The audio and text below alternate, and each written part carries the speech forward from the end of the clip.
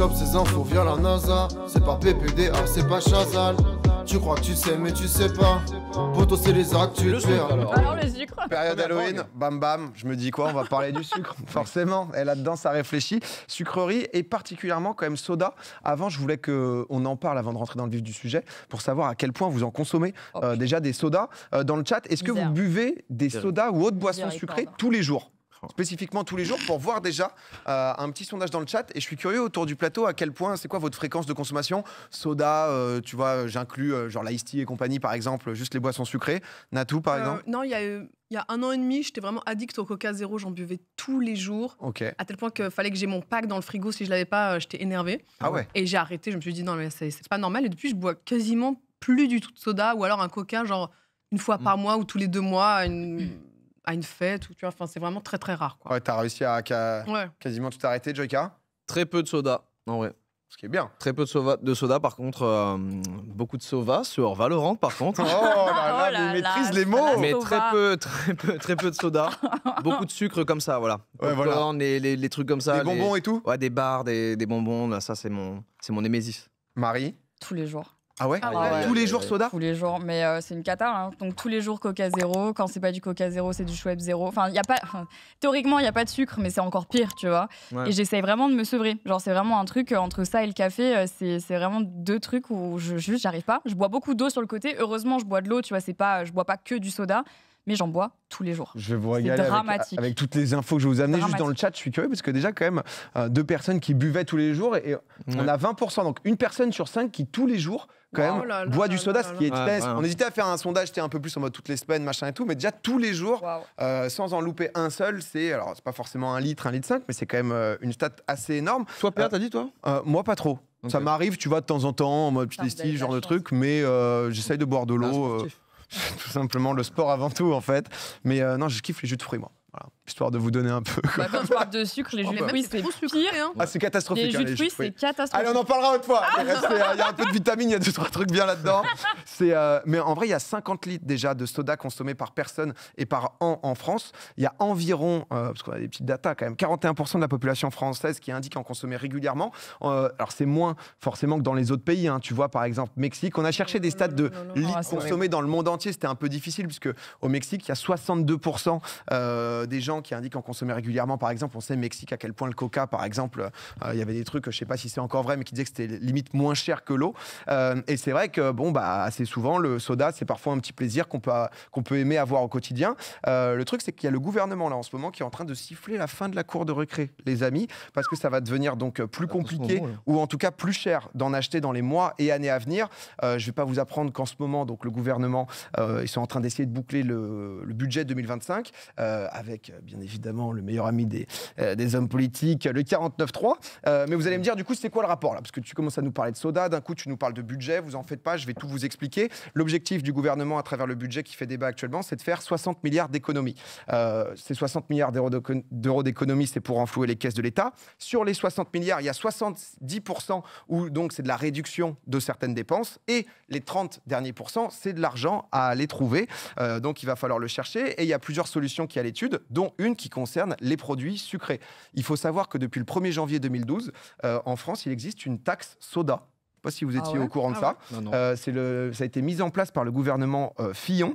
Et en fait, ça a été donc du coup de 8 centimes le litre, peu importe la quantité de sucre dans la bouteille. On s'est forcément rendu compte d'un petit problème quand même, c'est qu'une boisson très peu sucrée et une boisson qui contenait énormément de sucre, ils étaient taxés exactement à la même hauteur, donc ils avaient le même malus. C'est pour ça qu'en 2018, bam bam, nouvelle loi qui a été, la loi a été tout simplement mise à jour, avec cette fois-ci un malus indexé à la quantité de sucre présent dans la bouteille. Donc plus tu fous de sucre dans ta bouteille, plus elle est taxée. Le barème, il est un peu technique, mais il ressemble à ça avec la quantité de sucre et derrière le prix. Donc c'est en fonction du nombre de kilos de sucre par hectolitre de boisson, si jamais.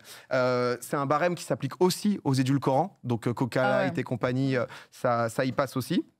Et le truc, c'est qu'à la suite de cette taxe, Coca, ils ont décidé donc de réduire légèrement la taille de leurs bouteilles pour compenser le manque à gagner. Je vous avais déjà parlé de la shrinkflation où le prix reste le même, mais la quantité diminue d'aliments ou de nourriture. Et beaucoup de gens, donc, ils avaient râlé en apprenant qu'il allait sûrement avoir une taxe sur des produits de grande consommation. Je me suis demandé à quel point c'était une pratique courante dans le reste du monde. Est-ce que c'était que nous qui le faisions?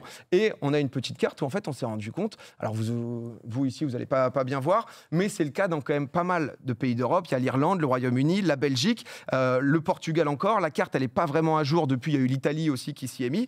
Le truc, c'est que vous d'ici, vous voyez pas bien, mais en fait, il y a beaucoup de dates. C'est à partir de 2015, en fait, que la politique de taxation a été lancée.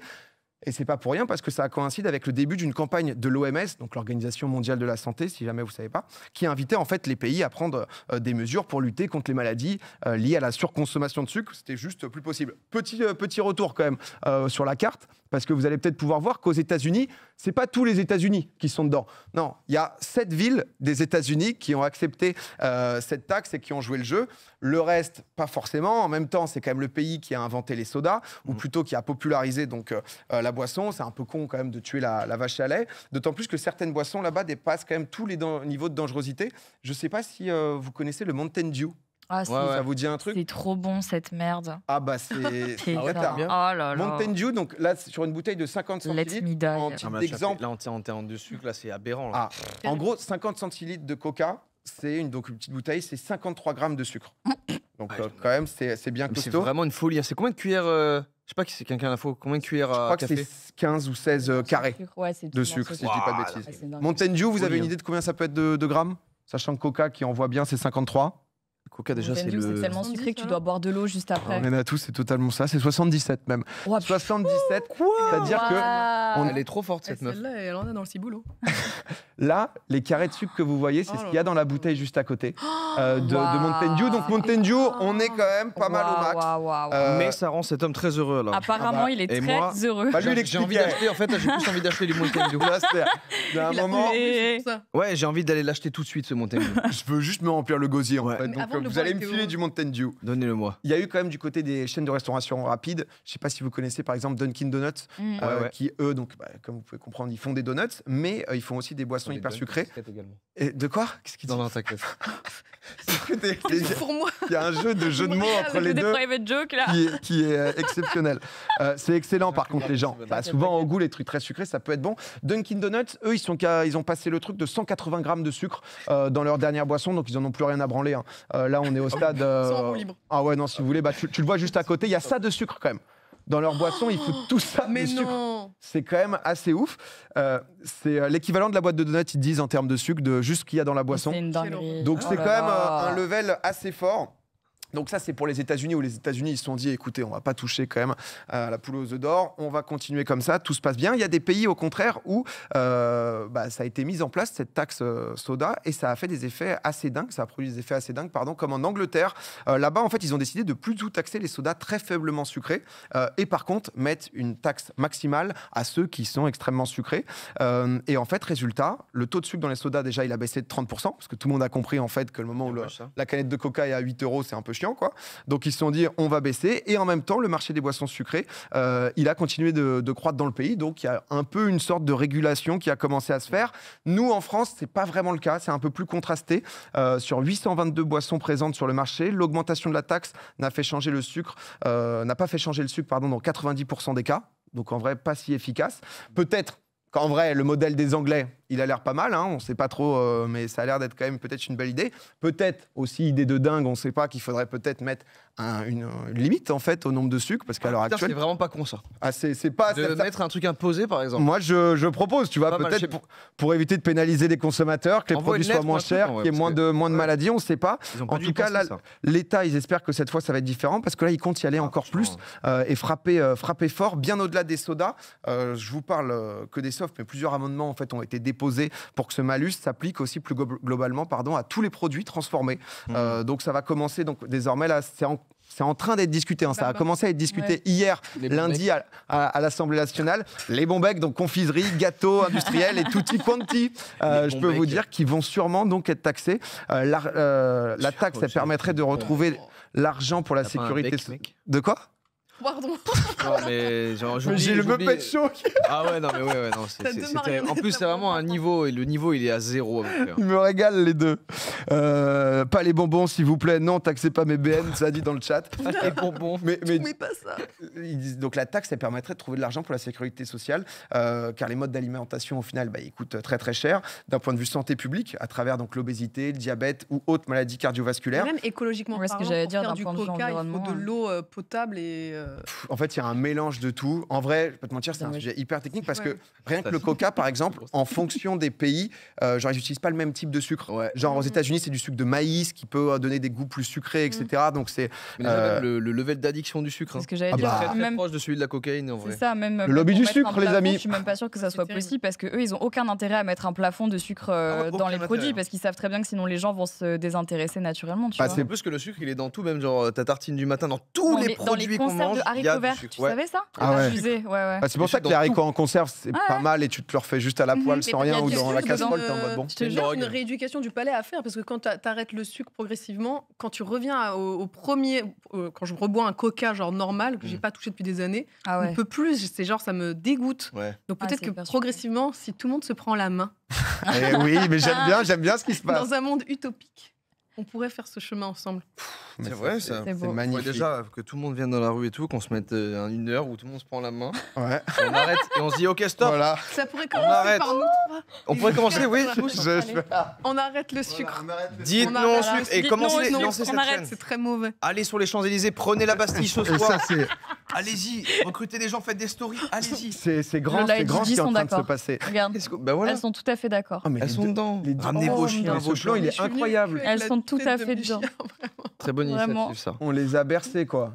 Non, mais c'est beau. Mais c'est vrai que. C'est ta voix, ça PA. Il y a des gens qui, dans le chat, ils sont deg, parce qu'ils sont en mode putain, même ça, nos petits derniers plaisirs et tout, ils vont nous taxer. D'où le fait de limiter dès la base. En vrai, l'Angleterre, ce qu'ils ont fait, c'est plutôt pas mal. Nous, en France, chaque année, la taxe soda, c'est quand même 500 millions, donc qui sont reversés au budget d'assurance maladie. De quoi traiter les maladies qui sont en conséquence. Mais forcément, pas mal de ces maladies arrivent parce qu'il y a une surconsommation de sucre due aux produits. Donc, c'est un peu le serpent qui se mord la queue. Je comprends les gens, ça leur casse les couilles qu'on leur taxe des trucs, leurs petits plaisirs, comme tu dis, normal en vrai. C'est pas, ça devrait être juste une limite normale de dire c'est pas tant de sucre. L'OMS, quand même, pour rappel, il recommande de ne pas dépasser 10% des apports énergétiques en sucre. C'est environ 50 grammes par jour. Quand tu sais que la bouteille, c'était 73 déjà, tu te dis, et sachant qu'il y en a dans un peu tout, ça peut être technique. Et en France, un tiers des gens estiment consommer plus de 100 grammes au quotidien. Donc, mais tu vois, ce qui est chaud aussi, c'est que je trouve qu'on n'éduque pas assez à l'école sur vraiment les limites. Enfin, en fait, tu n'as aucune éducation de nutrition ou de diététique à l'école. On ne t'apprend pas qu'est-ce que c'est qu'un lipide, qu'est-ce que c'est qu'un glucide, qu'est-ce que c'est qu'une protéine, tu sais pas. Et aujourd'hui, les gens, ils sont obligés. Moi, par exemple, j'ai dû me rééduquer avec quelqu'un pour vraiment apprendre à manger parce que je savais pas ce qu'il y avait dans mon assiette.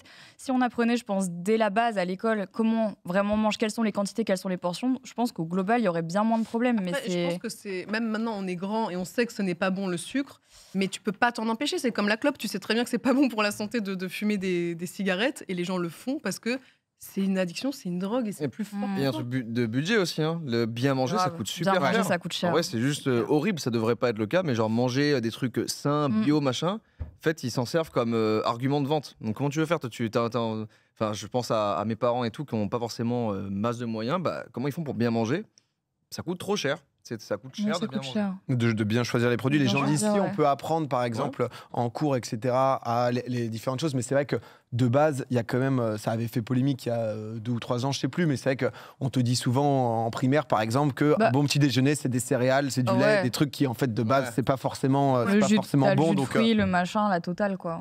Non, mais en tout cas, c'est actuellement débattu. Donc, on aura des nouvelles bientôt. Mais c'est vrai que j'étais pas spécialement au courant même de cette taxe soda, un peu d'où on était, etc. Mais il y a des nouveaux trucs de taxation, étaient un peu en mode, c'est bien si c'était dans le but de nous protéger, de protéger nos petits corps.